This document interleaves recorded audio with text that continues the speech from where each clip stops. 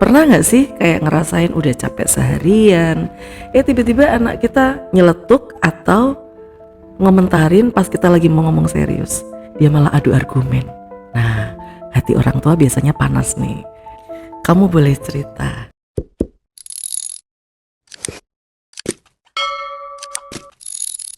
Nah, hari ini nih topiknya agak panas. Anak membantah atau anak melawan. Pernah gak sih kayak ngerasain udah capek seharian, tiba-tiba anak kita nyeletuk atau ngomentarin pas kita lagi mau ngomong serius, dia malah adu argumen. Nah, hati orang tua biasanya panas nih. Oke? Nah, ternyata teman-teman, yang kita anggap bantahan, melawan itu tidak semuanya adalah bantahan atau melawan. Atau mungkin itu persepsi kita aja bahwa itu bantahan atau melawan. Nah, anak-anak kita itu manusia juga yang punya pikiran dan perasaan. Ternyata membantah dan melawan itu bisa kita ambil dari sisi positifnya. Mereka itu hanya mengungkapkan perasaan dan isi pikirannya. Kalau disampaikan dengan cara yang positif, maka itu dinamakan dengan komunikasi yang asertif. Kalau disampaikan dengan cara yang negatif, nah ini biasanya yang membuat kita panas, dinamakan agresif. Ciri-cirinya biasanya matanya melotot seperti menantang. Kemudian pemilihan katanya terkesan tidak sopan. Kemudian bahasa tubuhnya nyebelin gitu kan. Kemudian yang keempat adalah ekspresi wajahnya serem atau bikin kita jengkel. Dan yang kelima adalah intonasi tinggi biasanya.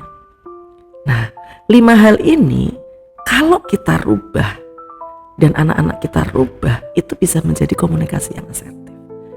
Kalau kita kesel mendapatkan respon yang seperti tadi, agresif, maka bukan melawan atau membantahnya yang kita larang ya, tapi cara mereka menyampaikan isi perasaan dan isi pikiran lah yang kita modifikasi.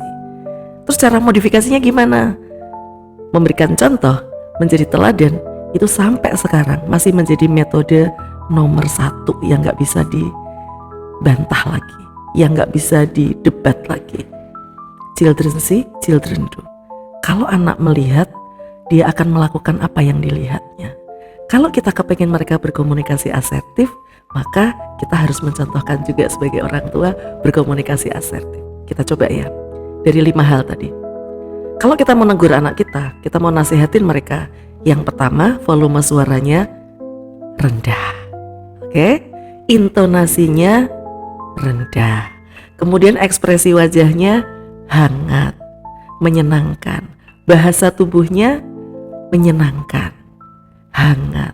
Kemudian pemilihan katanya yang sopan. Kurang lebih kalau kita praktekin. Nak, Bunda mau marah sama kamu sebentar ya nak. Sebenarnya frame-nya marah, tapi ketika kita menyampaikannya dengan cara asertif, mungkin itu bisa jadi lebih mudah untuk diterima. Bahayanya apa sih kalau anak-anak kita justru kita cut ketika mereka mau menyampaikan isi perasaan dan pikiran. Mereka merasa tidak punya ruang untuk menyampaikan, dan mereka bisa jadi berpendapat buat apa aku menyampaikan. Atau untuk anak-anak yang tertutup, bahkan mungkin putar balik. Gak usah deh, semuanya aku simpan sendiri. Nah ini bahayanya. Ketika mereka punya masalah, ketika mereka menemui kendala-kendala dalam hidup, bisa jadi mereka berniat untuk menyimpan sendiri. Padahal mereka ini sedang berproses untuk menjadi seorang dewasa. Ketika dalam perjalanan proses ini mereka banyak menyimpan, itu nanti suatu saat bisa menjadi karakter. Maka teman-teman, berilah ruang pada anak-anak kita untuk tetap bisa menyampaikan dan mau menyampaikan. Karena ini sama dengan kita membangun pola mereka untuk bisa mau jujur, mau bercerita. Kamu boleh cerita.